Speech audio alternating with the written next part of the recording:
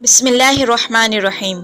अस्सलाम वालेकुम दोस्तों, आज की इस वीडियो में हम आपको बताएंगे नमरूद कौन था, उसकी पैदाइश किस शर्मनाक तरीके से हुई और उसने किस तरह अल्लाह की नाफरमानी की, खुदाई का झूठा दावा किया और किस तरह एक मच्छर की वजह से उसकी मौत हुई। मलिकुल मौत उसकी माँ की रूह कब्ज करते हुए क्यों संजीदा हो गए थे। नमरूद के मायने है बागी, बगावत करने वाला, क्योंकि उसने अल्लाह से बगावत की और लोगों को भी बगावत करने पर उकसाया, इसलिए उसे नमरूद कहा जाता है।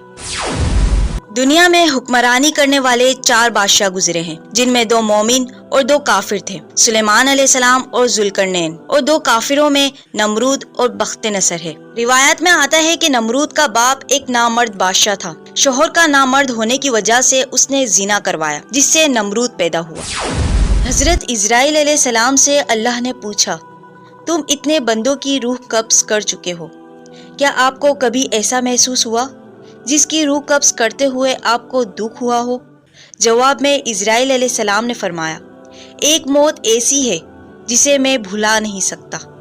एक मर्तबा मुसाफिर से भरी एक कश्ती में लोग सफर कर रहे थे। या अल्लाह, आपका हुक्म हुआ कि इस कश्ती को फना कर दो। मैंने उस कश्ती को फना कर दिया। फिर आपका हुक्म हुआ, एक औरत और एक बच्चे को छोड़कर सबकी रूह कब्ज कर लो। मैंने ऐसा ही किया। उसके बाद कश्ती में औरत और बच्चा अकेले रह गए। फिर आपका हुक्म हुआ, इस औरत की भी रूह कब्ज कर लो। मैं आपका हुक्म सुनकर कांप गया था।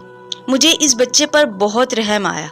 हजरत इजराइल अलैहिस्सलाम की बात सुनकर अल्लाह ताला ने फरमाया, आप जानते हैं वो बच्चा अब कहाँ पर है?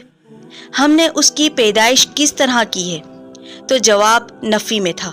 इस पर अल्लाह ने हजरत इजराइल अलैहिस्सलाम को बताया कि जब उन्होंने बच्चे की माँ की रूह को कब्ज किया और बच्चे को बीच समंदर में अकेला छोड़ दिया, तो समंदर की लहरों ने बच्चे को सही सलामत समंदर के किनारे पहुंचा दिया। समंदर के जजीरे पर पहुंचने के बाद अल्लाह ने परिंदों को हुक्म दिया, इस बच्चे के पास आकर रहे, और सूरज बादलों को हुक्म हुआ कि इस बच्चे को कोई तकलीफ न पहुंचाए। इसी दौरान भेड़िए ने अपने बच्चों को जन्म दिया था।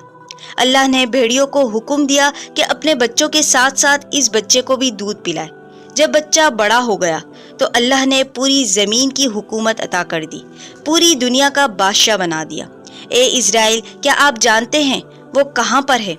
वो बादशाह बन चुका है, लेकिन उसने मेरी सारी नेमतों को भुला दिया और मेरी नाफरमानी की है। उसने खुदाई का दावा कर दिया है। उसने मेरे बंदे इब्राहिम को आग में डाला। इब्राहिम अलैहिस्सलाम अपनी कौम को बुत परस्ती से मना करते और अल्लाह की इबादत करने को कहते, लेकिन ये कौम शिर्क से बाज न आई। जब इब्राहिम अलैहिस्सलाम ने उनके बुत खाने में जाकर सारे बुतों को तोड़ दिया, उनके बड़े बुत को छोड़ दिया और उस पर कुल्हाड़ा रख दिया, सब लोग समझ गए कि ये इब्राहिम अलैहिस्सलाम ने किया है। जब इब्राहिम अलैहिस्सलाम से पूछा गया तो इब्राहिम अलैहिस्सलाम ने कहा, अपने इस बुत से पूछो, उसी ने तोड़ा होगा। सब लोग सोच में पड़ गए। इब्राहिम अलैहिस्सलाम कहने लगे, जब ये अपनी हिफाजत नहीं कर सकते तो तुम्हारी क्या हिफाजत करेंगे? ना ये सुन सकते हैं, ना देख सकते हैं, ना नफ़ा दे सकते हैं और ना नुकसान।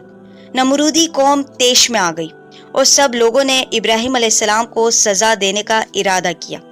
जब नमरूद के दरबार में पहुंचे तो सारा वाक़िया बयान किया।